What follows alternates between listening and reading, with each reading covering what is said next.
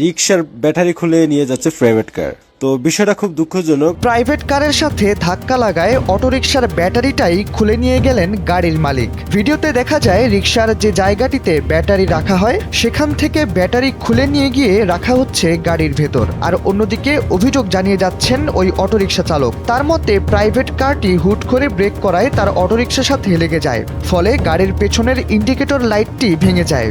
স্বাভাবিকভাবেই এমন ঘটনায় ঢাকার রাস্তায় জটলা তৈরি হতে দেখা যায়। এই ভিডিওতেও সেটি দেখা গেল। কিন্তু প্রশ্ন হলো, ভিডিওতে অটোরিকশার ব্যাটারি খুলে নেওয়ার বিষয়টি কতটুকু যৌক্তিক? এই প্রশ্নের উত্তর অবশ্য মেলে ভিডিওর কমেন্ট বক্সে। অধিকাংশ নেটিজেনরাই বলেছেন কাজটি ঠিক হয়েছে। একজন লিখেছেন, এই ঘটনায় কারো যদি রিকশাওয়ালার প্রতি মায়া হয় তবে তার উচিত তাকে একটি সিএনজি কিনে দেওয়া।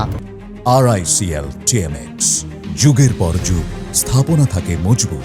কেউ আবার এই দুর্ঘটনার পেছনে অটোরিকশার অতিরিক্ত গতিকে দায়ী করেছেন। অনেকে আবার এই ঘটনায় স্রেফ মজা নিয়ে তাদের মন্তব্য শেয়ার করেছেন। তথ্য বলছে ঢাকায় বর্তমানে 15 থেকে 20 লাখ অটোরিকশা চলছে।